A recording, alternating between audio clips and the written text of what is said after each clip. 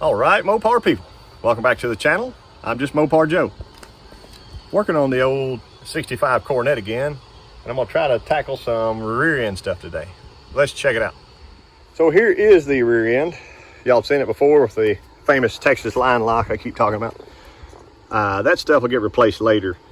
But my plan for the day was get it really cleaned up, painted up. You see he's got his fancy disc brakes on the rear here. Got new springs, so I'm finally able to clean the trunk out on this car. These are made by Eaton for 65 Dodge. There's a part number. Part numbers are the same on both, so they should be interchangeable. We got a kit here from Eaton, Detroit Spring Inc. The front eye bolt with nut, U-bolts, shackle kit. So there's basically these U-bolts I might end up not using. See, we even got new big bolts here for the front. That's nice. The U-bolts are a little bit different than stockers, and you could probably see this on Dylan McCool's channel or something. He's talked about it before. The stock bolt actually widens out and has a flat spot in the middle. So if I can save these, I will and reuse them, but I don't want to have two of these and two new. So the issue would be, there you can kind of see, the issue would be, a lot of people believe this round bolt would crunch or crush the axle housing tube, axle tube, where those would kind of spread out the load a little bit better. So like I said, if I can save the originals, I will. You can see the difference in length also. They're probably 2 inches longer. Before I do any of that business, I've got my pressure washer out. I got to clean this housing up really well. At some point, we want to do a locker or sure grip or something in the rear of this to make these skinny tires both lock up. And if you remember, this thing is a highway hound with a 294 gear, but the owner's going to be driving this kind of around Houston and a lot of higher traffic areas that will be up to speed. So that might be a really nice gear for it. I told him that we probably shouldn't put our locker in until we know how well that gear works out with the new engine and stuff going in later. So I'll go ahead and pop the shocks off, just do a preliminary pressure wash of everything. I'll have to take the front spring hangers off and pressure wash them separately later, but they're kind of held in place right now with these stock bolts, which is nice instead of me laying them on the ground and chasing them with a pressure washer wand. Let me get this stuff cleaned up and I'll come back to you. Something else noteworthy of mentioning, these springs are brand new. They're about a year old since his purchase. You can see how they're starting to rust. So I will pressure wash them also, degrease them, and probably shoot everything again with rust encapsulator. I know that kind of makes some of the purists upset, but having them nice and black and not rusting underneath the car, and then being protected, it'll be good. Just like the bottom of the car that I shot. I mean, it's got a nice sheen to it. I think they called it satin, and I still have plenty of encapsulator left, so it'll look nice. Everything will be nice and tidy. You look on the car, you'll see a black rear end, black springs, black underbody, red paint. So everything will work together nicely there. I got to get those cleaned up as well. So as I have my washer out, I'll just spray them off, get them ready to shoot whenever I shoot this rear end. Springs all cleaned up, pressure washed off. They're looking pretty good. I stuck them on my paint rack here, just upside down so they could be drying. This sun is cooking out here, big time.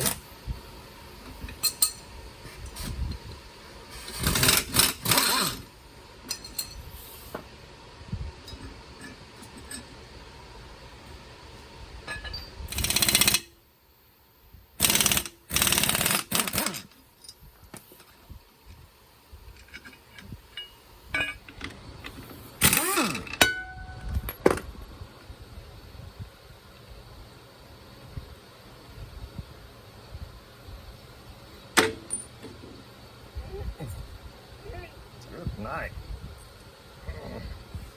Uh-oh. See a little blow out.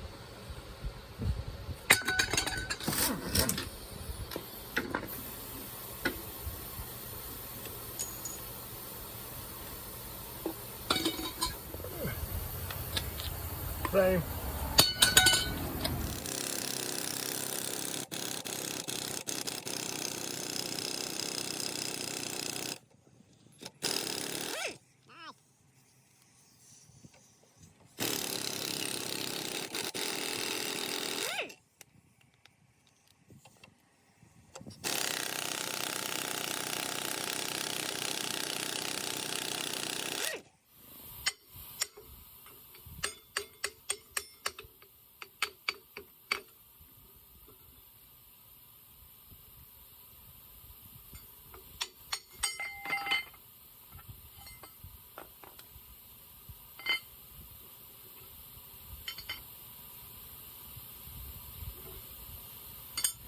Got her all broken down here and degreasing again. See, we're dripping some goodness off there, so that's a good sign. I went ahead and shot all around where the U-bolts were and then pulled the pinion snubber off. Soaked my plates, top and bottom, and my U-bolts. I'm just gonna run over those real quick with my washer before I wire wheel it all. Yep, just making a little progress here. Oh, we got everything drying here. U-bolts drying up. I am going to wire wheel those. Here's the difference in the new and old spring. So the new spring has that kind of half leaf, kind of like a super stock spring. I like that. It's pretty cool. The old springs, they're pretty clapped out, I think, but I do like these bolt-in kind of clamps. I could actually repurpose those for something else if I was trying to clamp the front of my leaf springs. The other major difference I noted was in this front bushing. You see the width here. From there to there, the bushing itself is actually sticking out further out of the rubber than the factory stuff. I have not tried the width yet. I can right here. Here's just one of our, kind of see the difference. The bolt will pull that in, be fine. The stock one, he just kind of floats on and off. I do like how, I mean, and it may have squeaked some. See how tight that rubber is on both sides when that pulled in versus that right there. In the end, it may not matter. Like I said, when they're pulled good and tight, should be fine. New clamps here. Got new bushings to go in the ends that came with the new shackles, so got it all drying out. I got to wire wheel my small parts, and I was going to throw a wire wheel on the actual rear itself, just kind of clean it up a little more, and then I can just degrease it, pressure wash it one more good time, pull my lines up. I may not disconnect them, just move them away and wrap them. I'll end up wrapping, kind of masking off the brakes. I don't want to unbolt all that stuff. But yeah, it's going to look pretty nice when it's done. I think it's coming along. It is just hot out here. Finally, almost to the good part.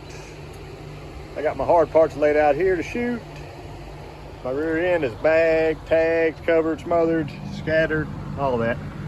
I went ahead and put my jack stands under the boxes there, so that if I want to spin this yoke a little bit, I can. Bagged up nicely where I can get to the back of those flanges, but not paint the brake hardware.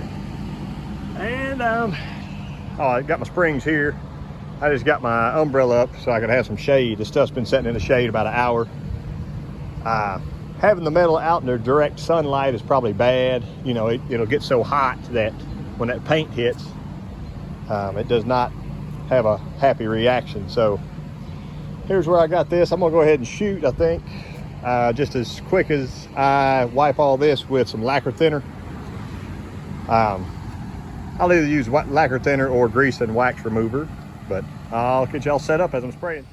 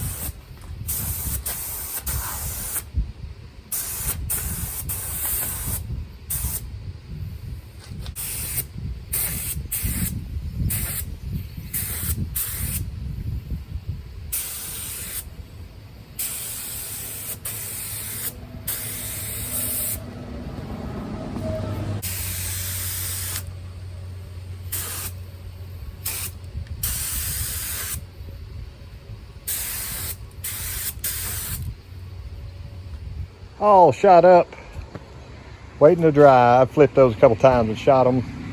I just rolled this so I could shoot underneath, but I think she looks pretty good. Pretty nice, consistent tone, black. It's not super glossy, but it does have some gloss, so I kind of like that. Pumpkin looks good on the back side. I'm just gonna leave it set like this so it could dry up. Springs are good, I flipped them once. They're nice and coated and protected now. One other thing that you've seen on Bad Tree Productions and Rabid Transit Garage lately, I made my fuel line, just taking some wire ties and wire tying it, bending it, shaping it to the old one. So it's gonna have a 3/8 line now. I just left my extra off the front and I'll run it up, cut it off accordingly. But before I shove the rear end in, it's a lot easier to manhandle this big long line. There's nothing in the way. I can get it kind of clipped up and push forward. Got my fuel line in and ran all the way down. Kind of does a funky kick like that. It mimics the factory stuff. It's not exactly perfect, but it's a bigger line, soft line, so it's easy to bend.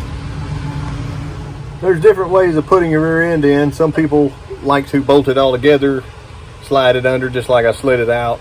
I think probably what I'm going to do is put my front boxes in, bolt them up nicely, but I'll leave them loose, but have them in, hook my front spring eyes, and then work my way backwards. So the springs will just be laying down. I'll roll the rear end over it and jack it up, put my U-bolts in. Real simple. Went ahead and popped my new rubbers in here. I do believe they are actually rubber and not polyurethane. And then I put my leaf springs on an old creeper. And I'll just bring them on in. Do them one at a time. Got my bolts ready. I did check to see, just be sure the bolts would fit in that hole and fit in my factory hole there. I'll lift them and stick them. And I left that loose, notice. The other option, take your box off, bolt it up. I'm not saying one's better than the other.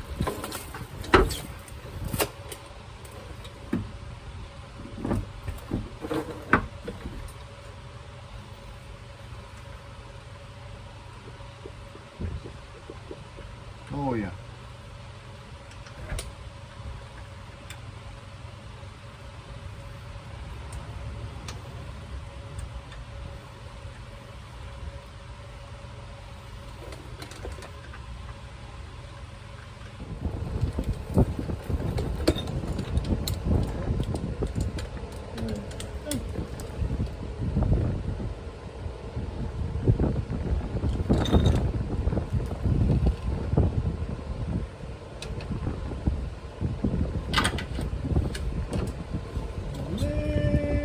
But not bad. So I cheated a little bit. I let the body of the car down. So now I ought to be able to get that in right there.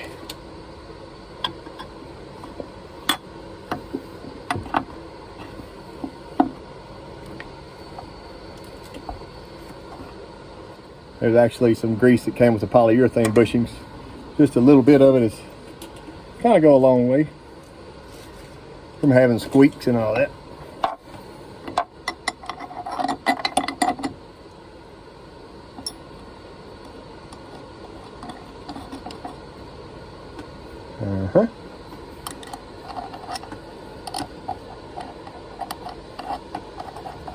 There it is. Color me done. I still need to tighten my shackles and my front hangers up, but rear end's in. I got the new QA1 shocks on. The factory original U-bolts are perfectly torqued up and lovely. My pumpkin got a few scuffs on it, but it'll be fine. I think it looks pretty nice up under here. Not too gaudy or anything like that.